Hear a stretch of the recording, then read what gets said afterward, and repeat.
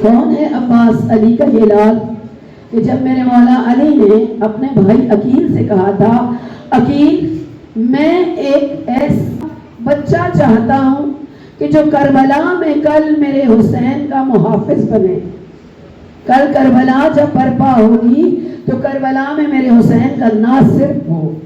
اب ناصر تو میرے مولا کے 18 بیٹے تھے، لیکن عباس کا انداز کوئی جدا تھا۔ آج گھروں میں علم عباس لگاتے ہو نا مومنات، تو ایک چیز یاد رکھا کرو، عباس کون ہے؟ حجاب زینب کا نام عباس ہے، شباب الحسین کا نام، حسین کی جوانی ہے عباس، سگائے سکینہ ہے، سکینہ کا معاشقی۔ عباس نے کہا تھا قیامت تک میرے لیے یہ فخر کی بات ہوگی کہ میں سکینہ کا معاشقی ہوں۔ یہ ہے عباس۔ جب گھروں میں علم عباس لگاتے ہیں تو بتاتے ہیں کہ ہماری اولاد رسول اور آل رسول کی وفادار ہے۔ گھروں میں علم عباس اس بات کی علامت ہے۔ اب اس گھر کی بیٹیاں بہنیں بے ردا بے حجاب گھروں سے باہر نہ نکلیں کہ عباس غیرت مند ہستی کا نام ہے، عباس غیرت کی اس پیکر کا نام ہے کہ ہر سر نو کے نیزہ پہ بلند تھا، ہر کٹا ہوا سر نو کے نیزہ پہ دشمن نے بلند کیا تھا، عباس کا سر نو کے نیزہ پہ ٹھہرتا نہیں تھا، گر جاتا تھا، بار بار زمین پر گرتا تھا، کبھی گھوڑے کے گلے میں باندھ دیتے، کبھی کسی تھیلے میں ڈال دیتے۔ کسی نے سوال کیا کہ ایسا کیوں ہے، سر عباس نوکے نیزہ پہ کیوں نہیں ٹھہرتا؟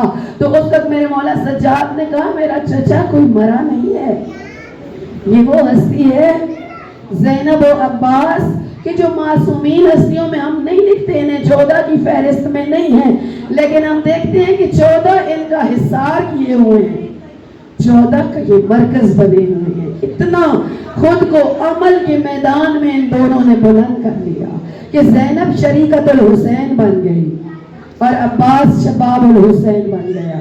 عباس کا مقام علی کے کسی اور بیٹے کو نہ ملا کہ جو مقام عباس کا ہے کہ معصوم بی بی کرتا سی کر رکھ کے جا رہی ہے اور وقت شہادت زینب کو وصیت کر کے جا رہی ہے جب میرا عباس پیدا ہونا اس کے کان میں میں اجڑی کا سلام دینا۔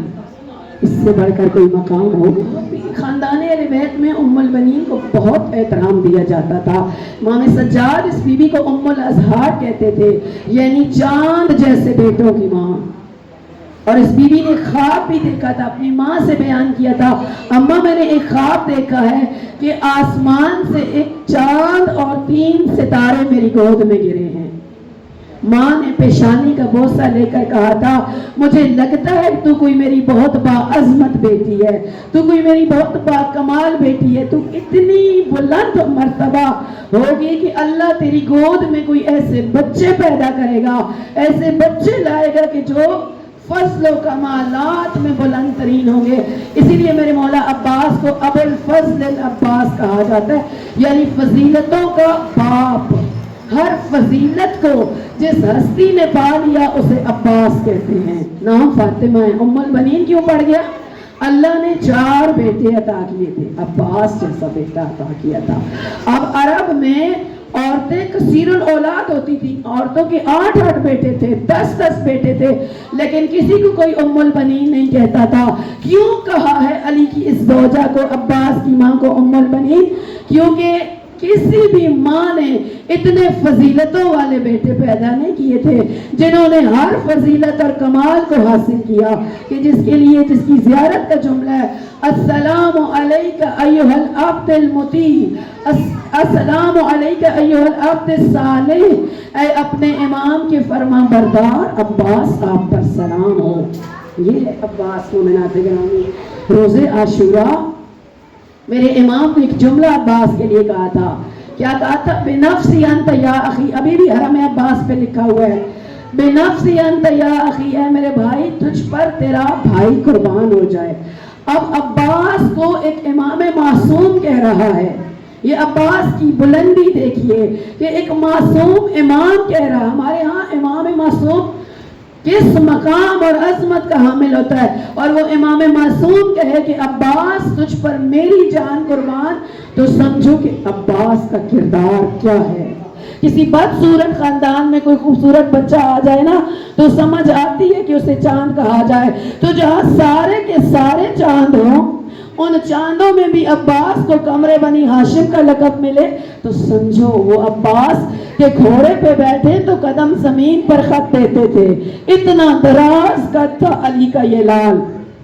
لیکن جب قبر بنی تھی، ماں 1 سال کے بعد گئی تھی قبر پر، اور بہن زینب جب شام سے قیدی واپس آئے تھے نا اور بھائی کی قبر پہ آئی تھی نا تو چھوٹی سی قبر دیکھ کر نا سجاد سے کہا تھا، سجاد بھائی، سجاد بیٹا، کیا تو مجھے علی اصغر کی قبر پہ لے آئے؟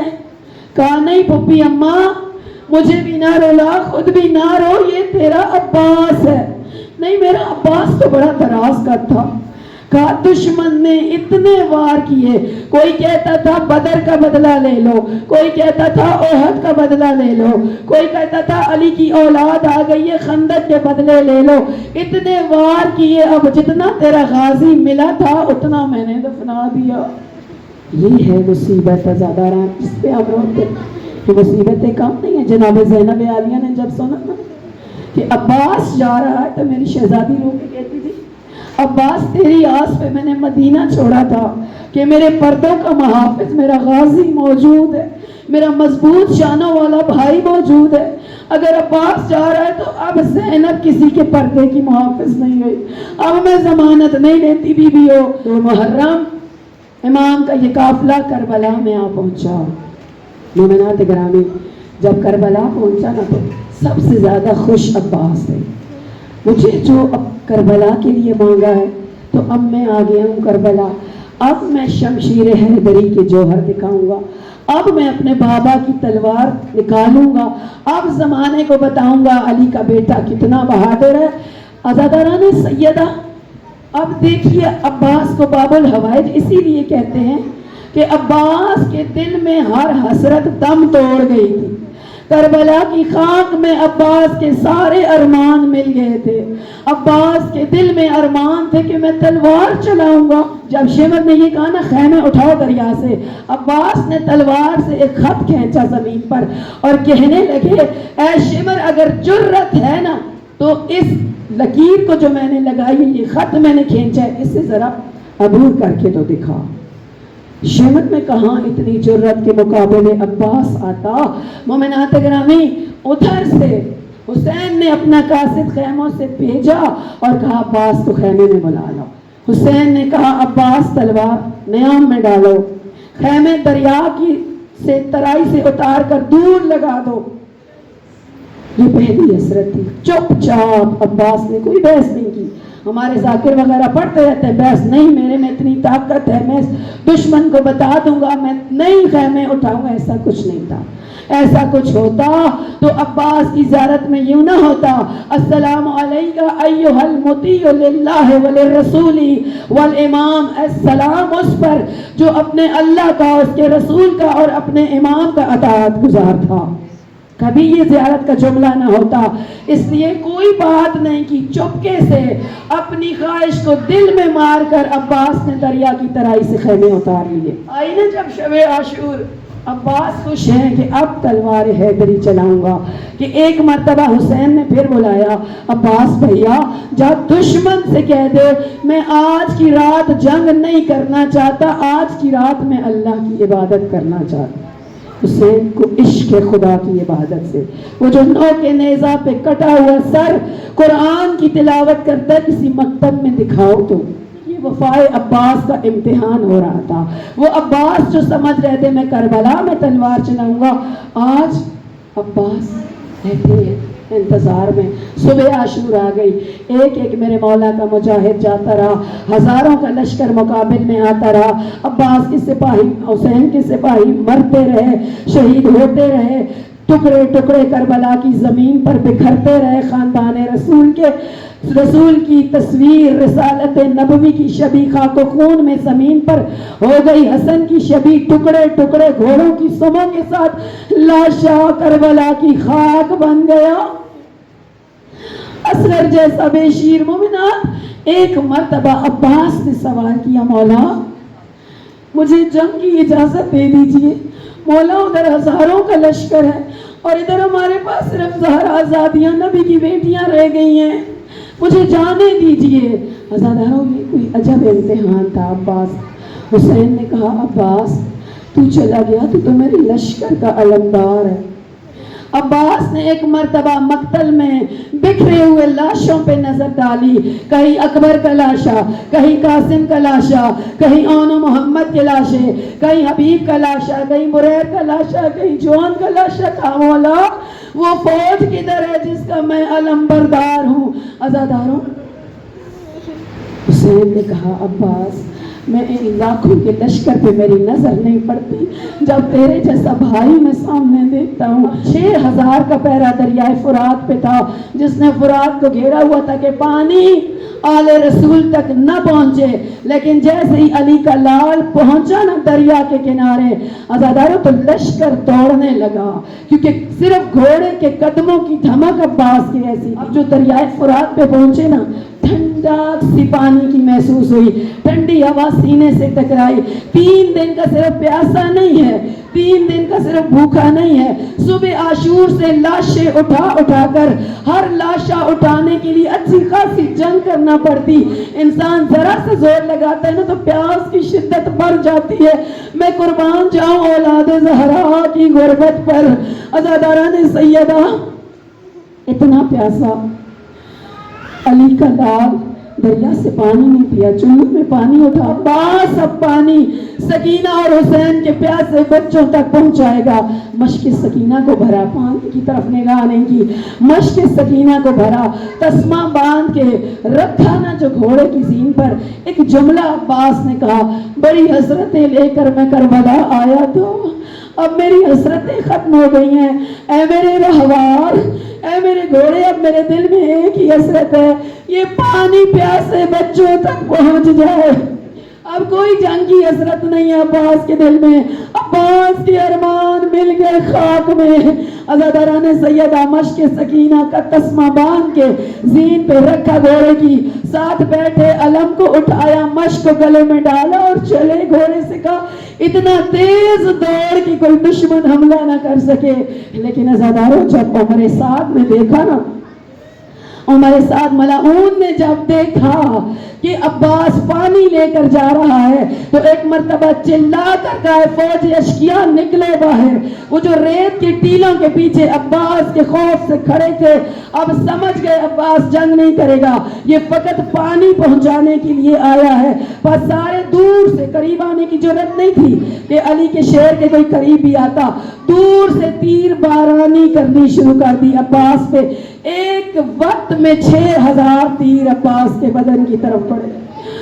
میرا امام معصوم کہتا ہے میرے چچا عباس کی حالت یہ تھی گویا مور جب اپنے پر کھولتا ہے نا، اپنے پر پھیلاتا ہے، اس طرح سے عباس کا پورا وجود تیروں سے بھرا ہوا تھا، اور عباس تھے کہ مشک سکینہ بچا رہے تھے۔ ایک ظالم نے پیچھے سے زخمی عباس پہ وار کیا اور دایاں بازو کا اٹ ڈالا، بازو کا کٹنا تھا، علم کو دوسرے ہاتھ میں تھاما، مشک سکینہ کو گلے سے لگایا، اتنے میں ایک ظالم نے وار کر کے دوسرا بازو کاٹ ڈالا۔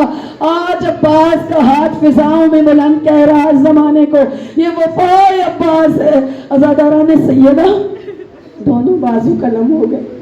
اب بھی کوشش ہے عباس کی کہ پانی پہنچ جائے، لیکن عزاداران سیدہ ایک ظالم نے ایسا تیر مارا کہ مشک سکینہ چھد گئی، مشک سکینہ چھدی، پانی کربلا کی مٹی اور ریت میں چلا گیا۔ عباس کی یہ آخری حسرت بھی دل میں رہ گئی۔ اب ایک ظالم نے اتنے زور کا گرز مارا، ام المنین کا لال گھوڑے پہ سنبھل نہ سکا، زمین کی طرف آتے ہوئے کہتا علیکم منی سلام، اے میرے بھائی میرا آخری سلام لے لو۔ کہتے ہیں عزادارو جب آخری آواز پہنچی نا حسین تک، حسین نے اپنی کمر پہ ہاتھ رکھ لیا اور ایک جملہ کہا الان انکسر ظہری، عباس تیری موت نے میری کمر توڑ ڈالی ہے۔ اے کوفیوں، اے شامیوں، اب اگر تم مجھے نہ بھی مارو نا، اکبر و عباس کے بعد اب حسین ایک لاش بن گیا ہے۔ عزاداران سیدہ اب میرا مولا بڑا اپنے بھائی کے لاشے کے قریب گیا، عباس کا سر زانوں پہ رکھا، ابھی جان باقی تھی، کہا بھیا میری آنکھ سے تیر تو نکال، بھیا میں اس دنیا میں آیا تھا تیرے چہرے کی زیارت کی تھی۔ باپ علی نے آنکھیں نہیں کھولی تھی جب تک محمد مصطفیٰ کے ہاتھوں میں نہیں آئے تھے، عباس نے آنکھیں نہیں کھولی تھی جب تک حسین کے ہاتھوں میں نہیں آئے تھے۔ اب میں دنیا سے جا رہا ہوں تو تیری آنکھیں تیری زیارت کرنا چاہتا ہوں، میرا تیر نکال۔ امام نے تیر نکالا، عباس رونے لگے، کہا عباس کیا شدت تکلیف سے رو رہے ہو؟ کہا نہیں بھیا آپ جانتے ہیں میں عباس ہوں، میں زخموں سے رونے والا، گھبرانے والا نے پھر کون سی بات عباس رلا رہی ہے؟